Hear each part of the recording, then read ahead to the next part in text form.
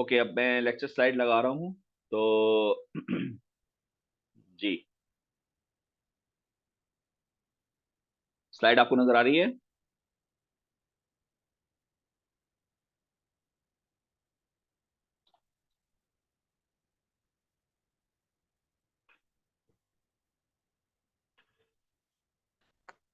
जी बताइए, स्लाइड नजर आ रही है सबको? हेलो। नजर आ रहा है सर। ओके, ये हम लोगों ने जब कल कल तो नहीं, लास्ट वीक आई थिंक, जो लास्ट क्लास थी हमारी उसमें हमने किया था, तो मैंने आपको सबसे पहले चैप्टर 9 स्टार्ट किया था। डीसी मोटर की टाइप्स बता दी थी, 6 टाइप्स। कौन कौन सी थी? Separately excited DC motor, shunt DC motor, series DC motor, permanent magnet DC motor, compounded DC motor. और कंपाउंडेड डीसी मोटर में हमने ये देखा था कि हमारे पास ये देखा था हमारे पास कंपाउंडेड डीसी मोटर की भी 2 टाइप्स हैं, कम्युलेटिव कंपाउंडेड डीसी मोटर, और एक हमारे पास थी डिफरेंशियली कंपाउंडेड डीसी मोटर। ठीक है, आगे चलते हैं। ओके, ये हमने सर्किट डायग्राम देखी थी जिसको हमने कहा था सिंपलीफाइड वर्जन ये है। ठीक है, तो सबसे पहले कोई बच्चा बता सकता है कि ये क्या चीज है जिस पर मेरा ये कर्सर मूव कर रहा है? कोई बच्चा बता सकता है?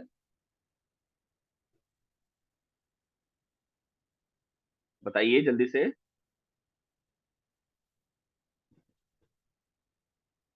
हेलो। भाई मैंने आपको क्या कहा था कि रिस्पांस मुझे लाजमी चाहिए, ऐसे तो फिर मैं खुद ही रिकॉर्डिंग करके आपको भेज दूंगा लेक्चर, फिर फायदा लाइव लेने का। आप रिस्पॉन्स करिए। सर ये फील्ड को रिप्रेजेंट कर रहा है, हमारे पास जो पोल्स हैं बिल्कुल ठीक, उनकी फील्ड को कंट्रोल। रिप्रेजेंट कर रहा है, और ये चीज किसको कर रही है? ये रोटर को। आर्मेचर। रोटर को, हाँ, यानी आर्मेचर सर्किट को जो कि रोटर पे है। ओके, बिल्कुल सही। अच्छा, अब मैं जरा ये शेयर करता हूँ।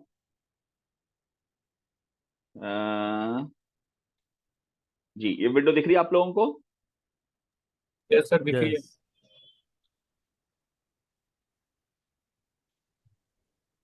ठीक है, तो मैं जरा यहाँ पर अगर आपसे कहूँ कि भाई हमारे पास जो फील्ड फील्ड है, फील्ड वो कैसे है? एक आर एल सर्किट। ठीक है जी, एग्री करते हैं? Yes sir. ये फील्ड हो गई। ठीक है, और आर्मेचर मेरे पास क्या है? आर्मेचर क्या है मेरे पास? हम्म, क्या होगा बताइए? एक सिंपल आर सर्किट रजिस्टर। एक सप्लाई आ गई आपके पास, सप्लाई आएगी ना, जिसका नाम हमने इंटरनल जनरेटेड वोल्टेज के बराबर रखा था, ईए, और उसके साथ एक रेसिस्टर। एग्री करते हैं? यस सर, एग्री करते हैं। ओके, अब हमने इसकी जो मोटर की टाइप्स पढ़ी थी वो कौन कौन सी थी? पहली थी सेपरेटली सेपरेटली एक्साइटेड। ठीक है, दूसरी टाइप हमने कौन सी देखी थी? शंट। तीसरी टाइप हमने कौन सी देखी? सीरीज। मतलब देखी से मुराद नाम बताए थे। चौथी टाइप कौन सी देखी थी? पीएम डीसी, बल्कि तीसरी थी पीएम डीसी, चौथी सीरीज थी। पांचवी क्या थी? कंपाउंडेड। ठीक है, और फिर इसकी 2 टाइप्स थी, कौन कौन सी? कम्यूलेटिव, चाहे तो आप ये साथ साथ नोट करते रहें, बल्कि नोट ही कर ले, ज्यादा बेहतर रहता है, अपने हाथ से लिखा हुआ इंसान को याद रहता है। डिफरेंशियल। जी, यहां तक बताइए, ठीक है? Yes sir. बताइए।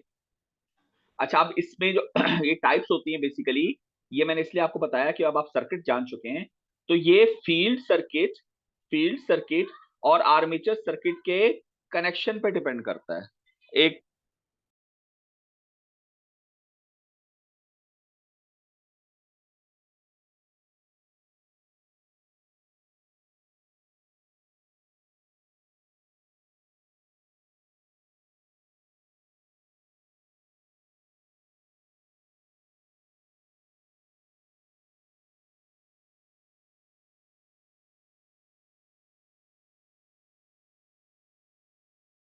सर की हेलो, आवाज बंद हो गई है क्या? आवाज आ रही है? जी अब आ आवाज आ रही रही है। है आप लोगों को? पहले नहीं आ रही थी। अच्छा, तो मैं ये बता रहा था कि ये आपके पास जो 5 टाइप्स है, separately excited, shunt, series, PMDC, compounded, इसमें से जरा इसको हम स्किप कर दें फिलहाल, ये मैं बाद में बताऊंगा। बाकी तमाम की तमाम इस फील्ड सर्किट और आर्मेचर सर्किट के कनेक्शन पर डिपेंड करती है। ठीक है, फील्ड सर्किट और आर्मेचर सर्किट के किस पे डिपेंड करेगी? कनेक्शन पे। भाई आवाज आई? सही है, क्लियर यहां तक? Yes sir. अच्छा, कनेक्शन पे अब कैसे? Number 1, separately excited. इसका क्या मतलब है कि अगर फील्ड सर्किट, ये फील्ड सर्किट मौजूद है, इसको मैं अगर एक सप्लाई दे दूं, ठीक है, इसका नाम मैं रख दिया सप्लाई 1, आर एफ और एल एफ, ठीक है जी। और ये मेरे पास क्या है? Armature circuit. ये मेरे पास क्या है? आर्मेचर सर्किट, ठीक है, आर ए। और इसको मैं एक डिफरेंट सप्लाई दे दूं, सप्लाई नंबर 2। अगर मैं इस तरह से कर दूं तो ये मेरे पास सेपरेटली एक्साइटेड मोटर बन जाती है। सेपरेटली एक्साइटेड मतलब फील्ड को और आर्मेचर को मैंने सेपरेटली एक्साइट कर दिया। नीचे समझ में आई? Yes sir. ये पहली टाइप हमारे पास हो गई। नंबर 2 है शंट। अच्छा, अब हम आर्मेचर को तो नहीं छेड़ेंगे, हम क्या करेंगे? फील्ड को छेड़ेंगे सिर्फ। तो आर्मेचर एलरेडी मैं बना रहा हूं, देखिए, ये मैंने आर्मेचर को ई ए इसका नाम है, ठीक है, एज इट इज। एक मिनट, ये मैंने इसको एज इट इज बना दिया, ठीक है जी। ये मेरे पास क्या है? इसका एक सप्लाई दे दी, इसको टर्मिनल पोटेंशियल नॉर्मली कहते हैं, ठीक है। मैंने अब BS2 कहा था समझाने के लिए आपको, BS1 BS2, लेकिन ये टर्मिनल पोटेंशियल होता है। ये मैंने बना दिया इसको, ठीक। अब अगर फील्ड सर्किट जो ये मौजूद है, इसको मैं अगर अलग से एक और सप्लाई दे दूं तो इसका नाम बन गया सेपरेटली एक्साइटेड, जैसे मैंने शो किया। लेकिन अगर मैं इस फील्ड सर्किट को अलग से सप्लाई ना दूं, बल्कि शंट के तरह से लगा दूं। शंट किसको कहते हैं? शंट का क्या मतलब होता है? शंट का मतलब क्या होता है? कौन बताएगा?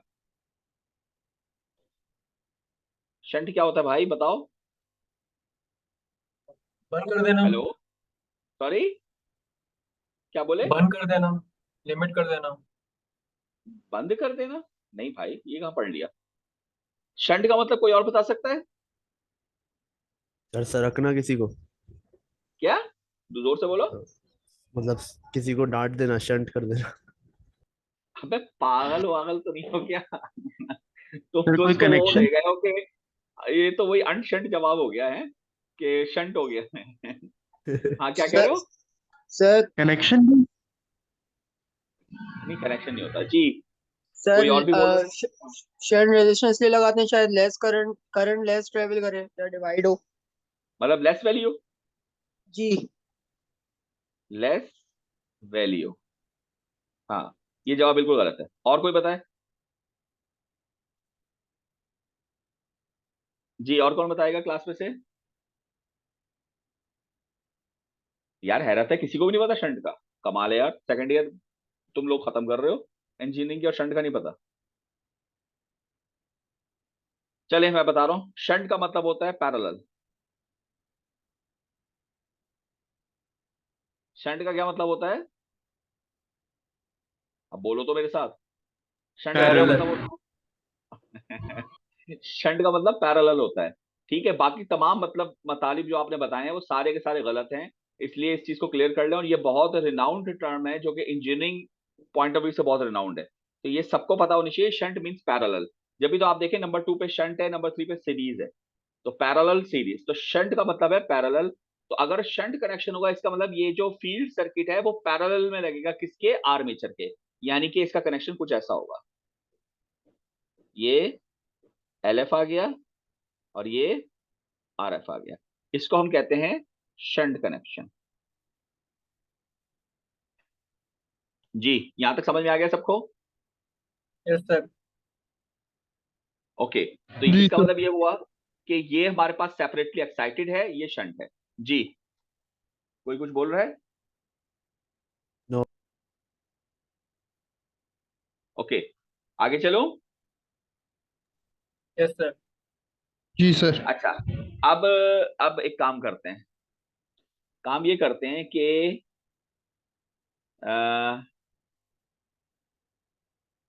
इस पूरे को मैं कर रहा हूं,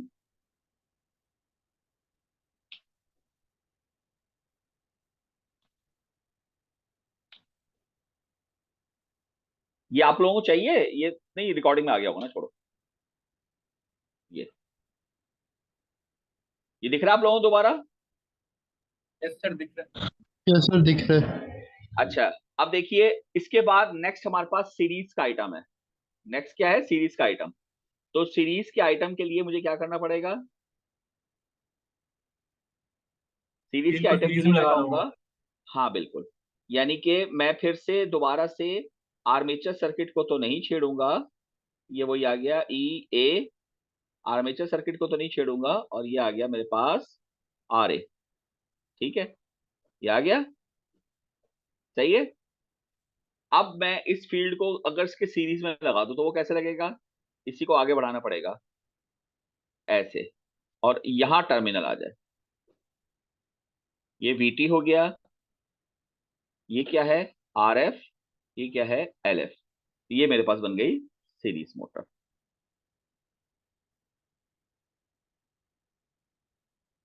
बात समझ में आई? Yes sir. यानी सिंपल, हम आर्मेचर को नहीं छेड़ रहे, बस फील्ड को हम डिफरेंट जगहों पे लगा रहे हैं। सेपरेटली एक्साइटेड मतलब फील्ड को अलग से सप्लाई दे दो, शंट मतलब फील्ड को पैरेलल लगा दो, सीरीज मतलब फील्ड को आर्मेचर के सीरीज में लगा दो। ठीक है, ओके, आगे चलते हैं। नेक्स्ट, ये ड्रॉ कर लिया।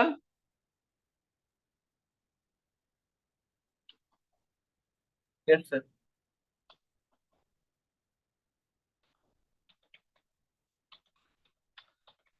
अच्छा जी, ये मैंने सारी चीजें हटा दी, सही है।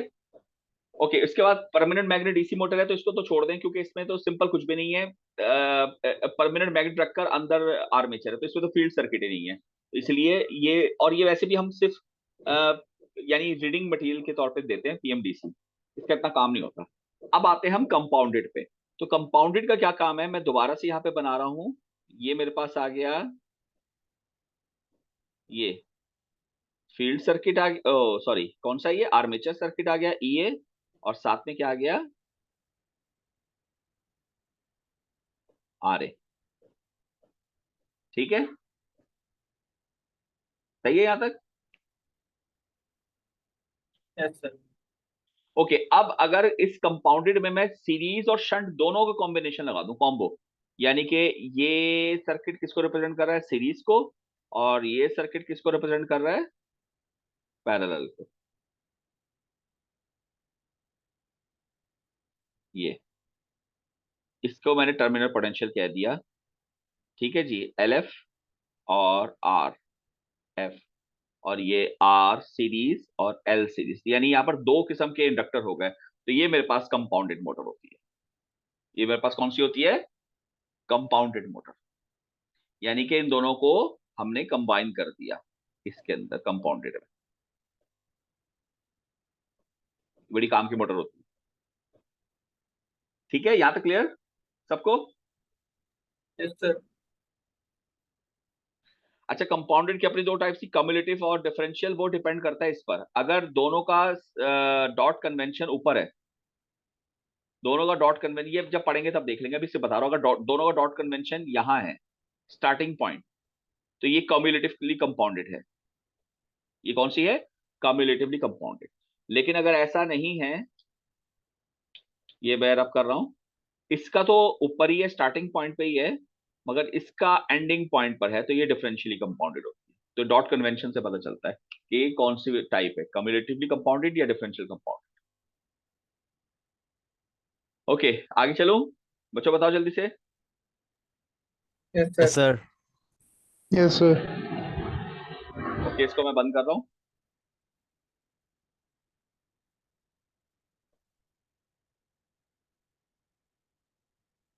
अच्छा जी, ये रिकॉर्डिंग हो रही है? हाँ, हो रही है ना रिकॉर्डिंग? यस सर, हो रही है। जी सर, हो रही है। ठीक है, अभी मैं दोबारा शेयर करता हूँ ये स्लाइड, और अब हम आते हैं अपनी उसी जगह पर जहां से हमने शुरू किया था, equivalent circuit of a DC motor, ये और यहां तक हमने पढ़ लिया था। ठीक है बच्चों, यहां तक हो गया था काम। ये हमारा मॉडल आ गया। बताएं कौन सी मोटर है ये, नाम टाइप बताएं।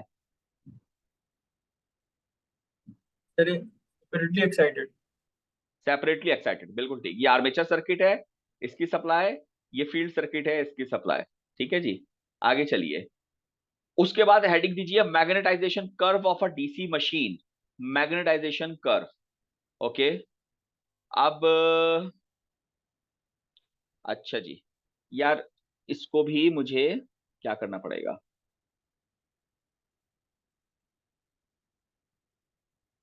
बंद करना पड़ेगा।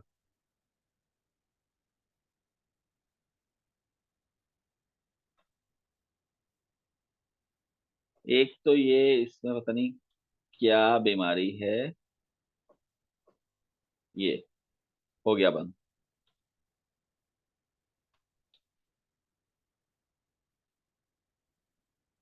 ये मैं शेयर करता हूं।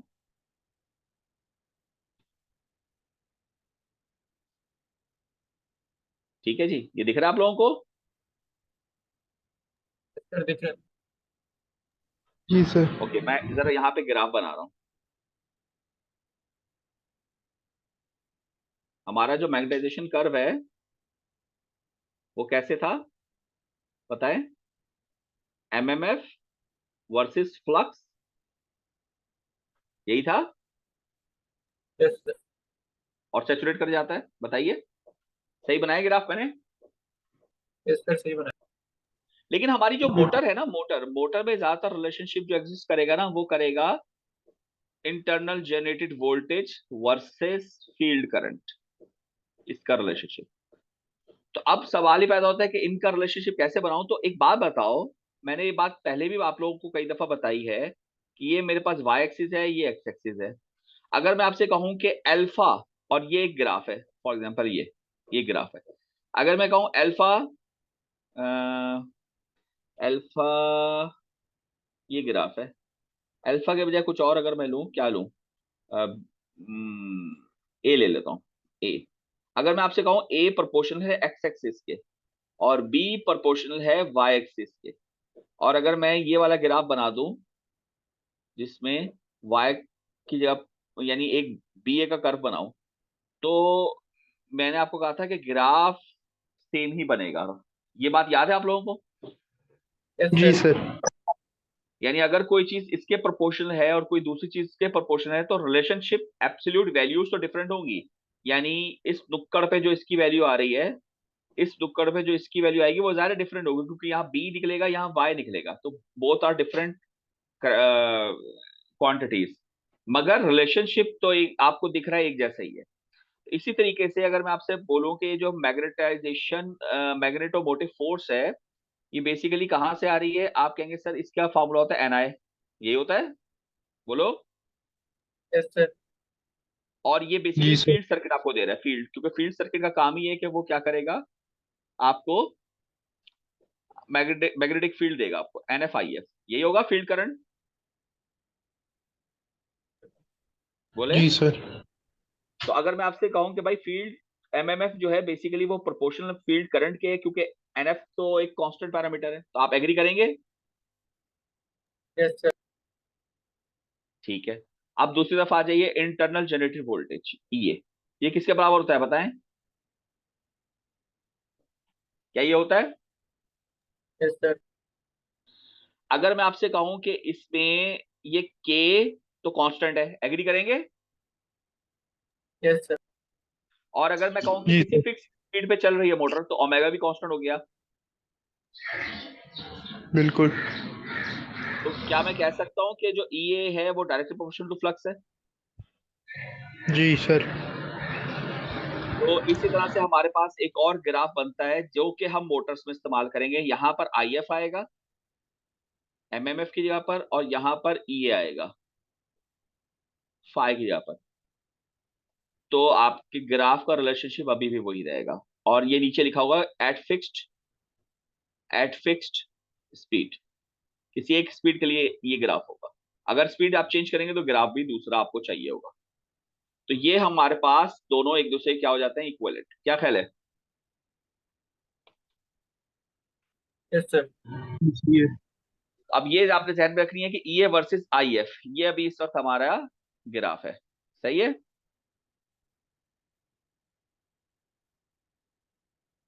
ठीक है, बोले। Yes sir, clear. अच्छा जी, अब उस पे आ जाइए अपने लेक्चर पे। देखिए, लेक्चर दिख रहा है आप सबको? यस सर, दिख रहा है।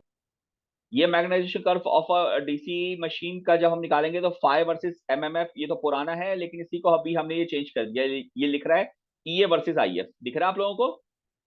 ई ए वर्सेस यस सर, दिख आई रहा है। एफ। और यहां पर आपने बता दिया स्पीड क्या है, ओमेगा ओमेगा नॉट के बराबर या एन एन नॉट के बराबर, यानी ये रेडियन पर सेकेंड है, ये आरपीएम है, जो भी हो बस कांस्टेंट हो। क्लियर? क्लियर। अब ये ग्राफ हमने इस्तेमाल करना है मोटर्स के लिए, E A versus I F. Okay, ये देखिए ये लिखा है फिक्स्ड ओमेगा नॉट। आगे चलिए, separately excited and shunt DC Motors. तो अब हम बारी बारी, अच्छा इसमें एक और चीज भी होती है, जब हम जनरेटर पढ़ते हैं तो सेपरेटली एक्साइटेड को बिल्कुल अलग पढ़ते हैं, शंट को बिल्कुल अलग पढ़ते हैं, दोनों के न्यूमेरिकल्स भी अलग अलग हैं। लेकिन जब हम मोटर्स की बात करते हैं तो सेपरेटली एक्साइटेड इतनी आसान है, इतनी आसान है कि इसमें हमें कुछ करने की नौबत ही नहीं आती, क्योंकि यहाँ पर फील्ड सर्किट अलग है। तो अगर फील्ड करंट निकालना हो तो सिंपल क्या करोगे, ये वोल्टेज डिवाइड बाय आर, ये रहा। इसको कहते हैं लंप्ड कर दे, इन एडजस्टेबल और आरएफ को लंप करके हम आरएफ ही बोलते हैं। तो आईएफ क्या होगा, वीएफ और आरएफ। क्या ख्याल है आपका? ये होगा ये वाली इक्वेशन? सर हमारे पास इंडक्टर पे ड्रॉप नहीं होगा? हाँ, यही तो मैंने सवाल पूछा था आप लोगों से कि अगर आप कहते जी सर ये होगा, तो मैं पूछता फिर ये इंडक्टर क्या कर रहा है, अंडे दे रहा है। अब आप बताएं, पूछ तो लिया आपने, लेकिन अब आप सोचें कि इस पर भी तो ड्रॉप होगा ना कुछ ना कुछ। कहने का मकसद ये कि ये वीएफ सारा का सारा आरएफ पे तो ड्रॉप नहीं हो रहा ना, कुछ यहां पर भी तो ड्रॉप हो रहा है। तो ओम्स लॉ जब हम लगाते हैं तो हम क्या कहते हैं, यहाँ का ड्रॉप डिवाइड बाय आरएफ। और अगर मैं वीएफ और आरएफ लिखूंगा, इसका मतलब ये कि वीएफ पूरा का पूरा यहाँ ड्रॉप हो गया, जबकि ऐसा तो नहीं हो रहा ना। बोलो। तो शायद इसकी ये हो सकता है कि हम स्टेडी स्टेट में काम कर रहे हैं तो इंडक्टर शॉर्ट हो जाता है मेरे पास। अब बिल्कुल यही होता है, स्टेडी स्टेट में काम ही कर रहे हैं ना हम, तो डीसी के अंदर तो इंडक्टर शॉर्ट होता है ना, इसका मतलब यहाँ पर कोई भी चीज ड्रॉप नहीं हो रही। ये शॉर्ट सर्किट है तो बचा क्या, वीएफ ओवर आर एफ, इसलिए तो लिखा है यहाँ पर। ठीक है, क्योंकि डीसी में हम वर्क कर रहे हैं और डीसी स्टडी स्टडी है ऑब्वियसली। तो ये क्वेश्चन समझ में आ गई, यही जवाब मैंने देना था, जो कि जवाब आ चुका है ऑलरेडी, कि हमारे पास आई एफ किसके बराबर होगा, वीएफ ओवर आर एफ। बोलो बच्चों, क्लियर? Yes sir. ओके, और यहाँ पर ये केवीएल लगाया हुआ है, जरा चेक करें केवीएल, शायद मैंने लास्ट टाइम भी लगवाया था। ये देखें, ये क्वेश्चन आ रही है केवीएल की। टोटल वोल्टेज वीटी है, बराबर किसके, यहाँ का ड्रॉप और इंटरनल जनरेटेड। ये देखें वीटी बराबर है ये प्लस आई आर। और लाइन करंट, ये लाइन करंट, अच्छा देखो अगर ये जनरेटर होगा ना तो करंट बाहर जा रहा होगा, और उसी को मैं लोड करंट कहूंगा क्योंकि लोड में दे रहा है। लेकिन ये मोटर है, इसमें करंट अंदर आ रहा है तो इनपुट करंट हो गया, तो इसको मैं लाइन करंट कहता हूं। तो लाइन लोड दोनों एलसी रिप्रेजेंट हो रहे हैं, तो लाइन करंट बराबर है आर्मेचर करंट के। आप लोग एग्री करते हैं इन सभी तीनों इक्वेशन से? Yes sir, agree. सर लेकिन अगर मैं इसी को शंट बना दूंगा तो क्या फर्क आएगा इन तीनों इक्वेशन में से, बताओ किस किस में आएगा फर्क? पहली में आएगा,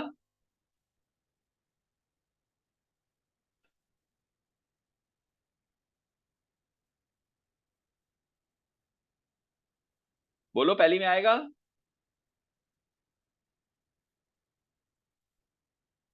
बता ही नहीं रहा कोई। हेलो, आवाज आ रही है? सर अगर वीएफ हमारे पास सेम ही अगले में भी तो नहीं आएगा चेंज आईएफ में? बेटा अगले में चेंज बिल्कुल आएगा, वीएफ है ही नहीं अगले में।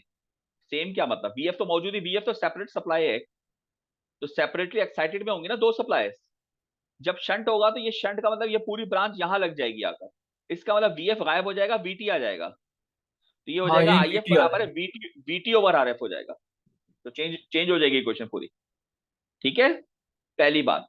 दूसरी बात, ये वाली क्वेश्चन ये बिल्कुल चेंज नहीं होगी क्योंकि इस केवीएल में कोई फर्क नहीं आएगा। और तीसरी चीज, क्या लाइन करंट आर्मेचर के बराबर होगा? नहीं, करंट डिवाइड हो जाएगा, लाइन करंट जो आएगा वो आर्मेचर में भी जा रहा है और फील्ड में भी जा रहा है। तो अब जरा देखिए क्या ये चीज बनेगी, क्वेश्चंस तीनों चेक करें और ऊपर देखें। शंट डीसी मोटर, और ये सर यही बनेगी। देखिए IF क्या हुआ अब, यहाँ तो VF था ना, यहाँ तो गायब हो गया, VF एक ही है VT, तो VT ओवर RF सही है। और ये वही जो अभी पहले हमने बात की थी कि क्या हो जाएगा शॉर्ट, तो IF किसके बराबर है, VT ओवर RF।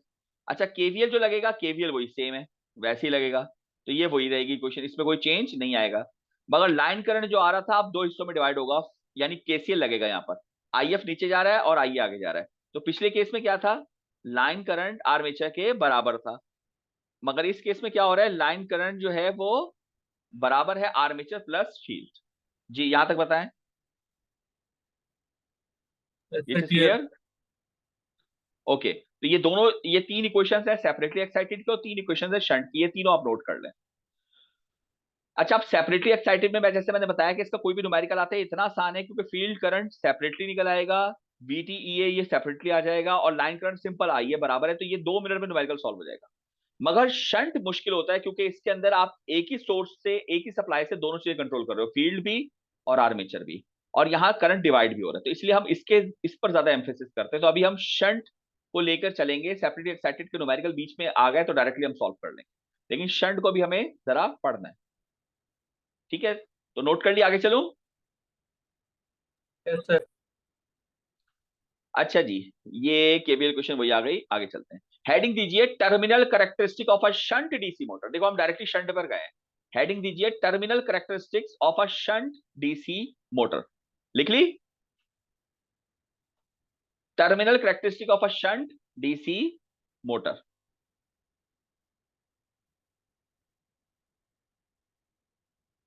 जी बताइए।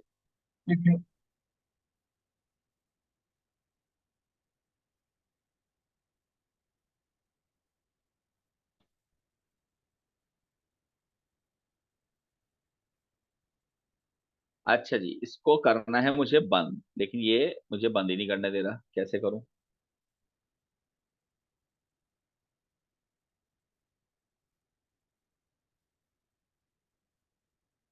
ओके,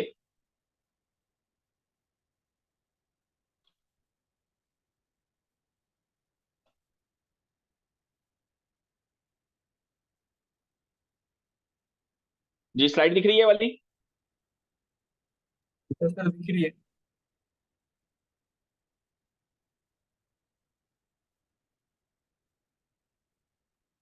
अच्छा जी, टर्मिनल कैरेक्टरिस्टिक, पहले तो मुझे बताओ ये टर्मिनल कैरेक्टरिस्टिक किसको कहते हैं।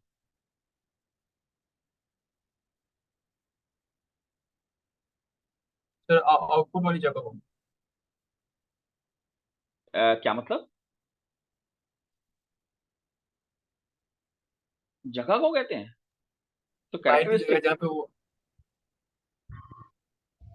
चलो चलो एग्जांपल से बताओ, terminal characteristic of DC shunt, shunt DC motor, motor की टर्मिनल क्या होंगी आप बताएं, कोई बताए या कोई भी बताए। सर जहाँ पे VT हो। क्या हो, VT जहाँ पे हो। VT। मतलब हमारे पास टर्मिनल पॉइंट्स उनकी कैरेक्टरिस्टिक। तो एक एक की कैरेक्टरिस्टिक होगी सिर्फ, या और भी होंगी चीजें। नहीं यही एक ही हो गया, और तो कुछ है नहीं टर्मिनल। नहीं गलत, देखें आप जरा समझें, ये मोटर है, और टर्मिनल का मतलब आप सही कह रहे थे, आउट यानी एंड पॉइंट का, जिसको हम नॉर्मली क्या कहते हैं, आउटपुट, क्या कहते हैं इसको, बोलो। आउटपुट। तो मोटर का आउटपुट क्या होगा, मोटर का आउटपुट होती है स्पीड और टॉर्क, ये दो चीजें होती है मोटर का आउटपुट। क्या ख्याल है आपका, सही कह रहा हूं गलत कह रहा हूं। ठीक है। अच्छा, अगर ये जनरेटर होता, अगर जनरेटर होता तो टर्मिनल कैरेक्टरिस्टिक क्या होती, फिर होता टर्मिनल पोटेंशियल और current, line current, load current. क्या ख्याल है। जी सर। लेकिन फिलहाल तो हमारे पास मोटर है, इसको अभी कैंसिल करते हैं हम, जनरेटर को, जनरेटर को अभी हम क्या करते हैं, कैंसिल करते हैं, और मोटर पे हम तवज्जो देते हैं, ठीक है। तो ओमेगा और टॉ, यानी ओमेगा वर्सेस टॉ, ये रिलेशनशिप निकालना है, इसको कहेंगे टर्मिनल कैरेक्टरिस्टिक, इसको कहेंगे ये टर्मिनल कैरेक्टरिस्टिक, सही है। सर ओके, केवीएल की क्वेश्चन हमारे पास जो आई थी वो यहां लिखते हैं, VT बराबर है EA प्लस IA आ रहे, यही है, बोलो। Yes sir. ओके, लेकिन हम जानते हैं दो इक्वेशन हमारे पास और भी हैं। इंटरनल जनरेटेड वोल्टेज किसके बराबर होता है? के फाई ओमेगा। इसमें ओमेगा आ गया ना ओमेगा, बोलो। Yes sir. और दूसरी क्वेश्चन है टॉ की, वो क्या होता है? के फाई आई ए, इसमें टॉ आ गया। इन दोनों क्वेश्चंस को अगर मैं इस्तेमाल करूं तो मैं क्या लिखूंगा? वीटी बराबर है ई ए की जगह पे अगर मैं ई ए की जगह पे अगर मैं लिख दूं के फाई ओमेगा, तो ओमेगा आ गया इस क्वेश्चन में, प्लस, यस सर। और आई की आगे आई की जगह पे अगर मैं लिख दूं टॉ अपॉन के फाई, लिख सकता हूं या नहीं? लिख सकते तो ये आ गया मेरे पास। ओके, अब अगर मैं यहां से के फाई ओमेगा की क्वेश्चन निकालूं तो के फाई ओमेगा किसके बराबर होगा? आप कहेंगे सर ये इधर चला जाएगा, माइनस टॉप ऑन के फाई आर ए, और ये क्या आ जाएगा? Plus V, terminal potential. सही है, ठीक। अगर मैं ओमेगा की क्वेश्चन निकालूं तो मेरे पास क्या आएगा? Minus tau minus R A upon के फाई का whole square tau, plus V T upon के फाई। क्या ये क्वेश्चन बनेगी? आप सब बताएं। यस सर, ये बनेगी। ठीक है, और अब हम अगर ग्राफ बनाना चाहें किसका? ओमेगा वर्सेस टॉ का, तो कौन बच्चा बताएगा कि ग्राफ कैसा बनेगा?